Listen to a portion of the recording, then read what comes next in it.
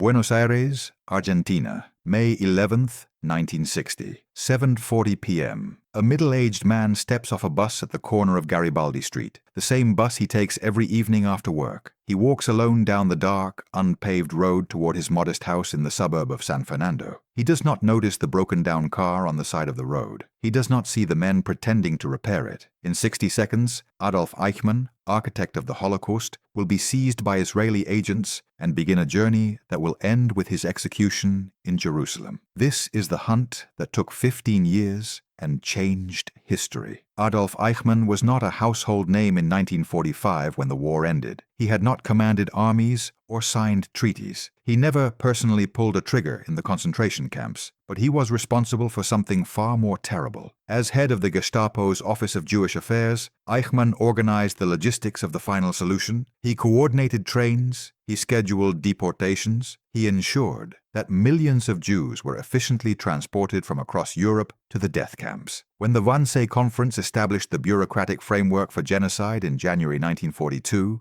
Eichmann took the minutes. He was the administrator of mass murder. When Germany collapsed in May 1945, Eichmann was captured by American forces, but he provided a false identity, Otto Eckmann, a low-ranking Luftwaffe corporal. The Americans had no idea who they were holding. In early 1946, Eichmann escaped from a prisoner of war camp and disappeared into the chaos of post-war Germany. He lived under assumed names, moving between safe houses, protected by networks of former SS officers who smuggled wanted Nazis out of Europe. By 1950, Eichmann had made his way to Argentina using a Red Cross travel document issued under the name Ricardo Klement. The Vatican Rat Line, a network that helped Nazi war criminals escape to South America, facilitated his journey. He sailed from Genoa, Italy to Buenos Aires, arriving in July 1950. Argentina, under President Juan Perón, was welcoming to former Nazis. Thousands had already settled there. Eichmann was just another German immigrant trying to start over. For 10 years, he lived quietly in Buenos Aires. He worked at a Mercedes-Benz factory. He remarried using his false name. He had children. He lived in a small house on Garibaldi Street, built partially with his own hands. To his neighbors, Ricardo Klement was an ordinary working man, a quiet German with a modest life. No one suspected that one of history's greatest criminals lived among them, but others had not forgotten. Simon Wiesenthal, the Nazi hunter who had survived the camps himself, was obsessed with finding Eichmann. In 1953, Wiesenthal received a lead from a contact in Austria. A former SS officer had mentioned that Eichmann was living in Argentina. The information was vague, but it was something. The more significant break came in 1957 from an unlikely source. Lothar Hiermann, a Jewish refugee living in Argentina who had been blinded by Nazi torture, learned that his daughter Sylvia was dating a young man named Klaus Eichmann. Klaus had boasted to Sylvia about his father's role in the war, saying his father had been an important SS officer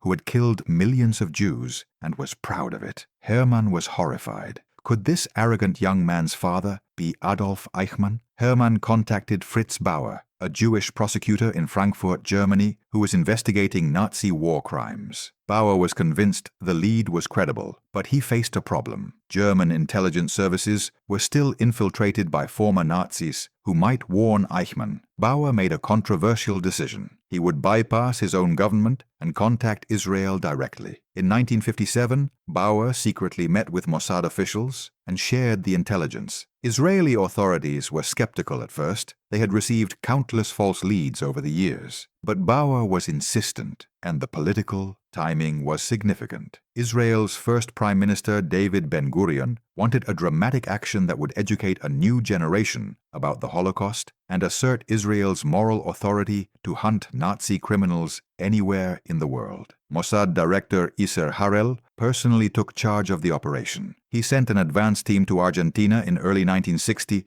to confirm the target's identity. The agents rented an apartment near Garibaldi Street. They photographed the man calling himself Ricardo Klement. They noted his daily routine. He left for work at the same time each morning. He returned on the same bus each evening. He always walked alone down the dark road to his house. But was Ricardo Klement actually Adolf Eichmann? The photographs were inconclusive. 15 years had passed since the last confirmed photos of Eichmann. Men age, faces change. Harel needed certainty. The agents observed that Clement's wife called him Nick. or Nicky, which could be short for Adolf. More significantly, on March 21st, the Klement family celebrated an anniversary. March 21st, 1906 was Adolf Eichmann's actual birth date, not Ricardo Klement's documented birthday. That was enough for Harel. Planning began for the abduction. An 8-man team was assembled, led by Rafi Eitan, a legendary Mossad operative. They would capture Eichmann as he walked home from the bus, force him into a car, hide him in a safe house, then smuggle him out of Argentina on an El Al flight scheduled to bring an Israeli delegation to Argentina's independence celebrations. The team arrived in Buenos Aires in early May 1960. They rented multiple safe houses. They obtained vehicles. They rehearsed the kidnapping repeatedly. The plan required split-second timing. If Eichmann resisted or screamed, if police happened to patrol the road, if neighbors investigated, the operation would fail. May 11th was chosen as the date. That evening, team members positioned themselves along Garibaldi Street. A car was stationed with its hood up, engine trouble pantomimed. Other agents waited in a second vehicle nearby. At 7:40 p.m., the bus arrived at the corner. A man matching Eichmann's description stepped off and began walking home. The agents watched him approach. Rafi Eitan gave the signal. As Eichmann walked past the broken-down car, agents rushed from behind. One grabbed him, another covered his mouth. Eichmann tried to scream, but produced only a muffled sound. Within seconds, he was wrestled into the back seat of the second car. The entire capture took less than a minute. The car sped away toward a safe house in a Buenos Aires suburb. Inside the vehicle, Eichmann was blindfolded and restrained. He was terrified, but did not resist further. At the safe house, Mossad Dr. Yona Elian examined him to ensure he had not been injured during the capture. Then came the moment of confirmation. An agent asked in German, "What is your name?" The captive replied, "Ricardo Klement." "What is your real name?" A long pause. Then, quietly, "Adolf Eichmann." The Mossad agents were stunned. After 15 years, they had him. But now came the harder part, getting him out of Argentina without triggering an international crisis. Eichmann was held in the safe house for 9 days. He was kept in a bedroom, blindfolded most of the time, guarded constantly. Mossad agents fed him, allowed him to use the bathroom under supervision, and questioned him extensively. Eichmann answered questions calmly. He showed no remorse. He claimed he was only following orders, a defense he would repeat at his trial. Meanwhile, the Eichmann family realized Ricardo Klement was missing. His wife Vera contacted police, but Argentine authorities showed little interest. A missing German factory worker was not a priority. They assumed he had simply left his family. The escape plan depended on an El Al flight scheduled to depart Buenos Aires on May 20th. The flight had brought an Israeli delegation to Argentina for the country's 150th independence anniversary celebrations. Mossad had arranged for the plane to stay an extra day, ostensibly for mechanical issues. Eichmann would be smuggled onto the plane disguised as an El Al crew member. Mossad agents obtained an Israeli passport and uniform for him. They shaved his distinctive mustache. They cut his hair.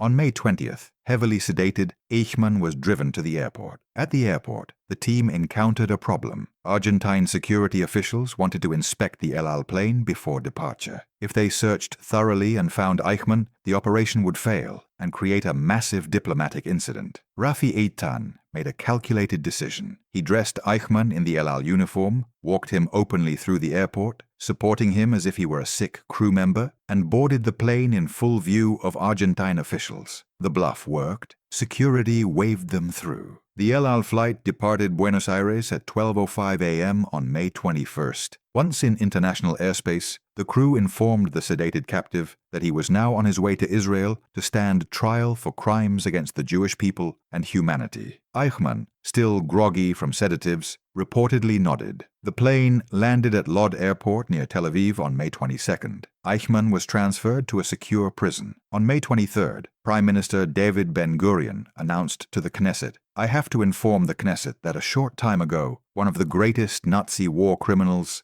Adolf Eichmann, was found by the Israeli security services. Adolf Eichmann will shortly be brought to trial in Israel." The announcement created a global sensation. Argentina protested the violation of its sovereignty. The United Nations Security Council condemned Israel's actions, but public opinion worldwide largely supported bringing Eichmann to justice, and the diplomatic crisis eventually faded. The trial began in Jerusalem on April 11, 1961. Eichmann sat in a bulletproof glass booth. Over 4 months, 110 witnesses testified, many of them Holocaust survivors who described in harrowing detail the systematic destruction of European Jewry. The trial was broadcast on radio and television worldwide. It became one of the first major public reckonings with the Holocaust. Eichmann's defense was consistent. He was a bureaucrat following orders. He claimed he had no personal animosity toward Jews. He was merely doing his job efficiently. The judges were unmoved. The evidence was overwhelming. Eichmann had not just followed orders, he had shown initiative and enthusiasm in organizing the deportations. On December 15, 1961,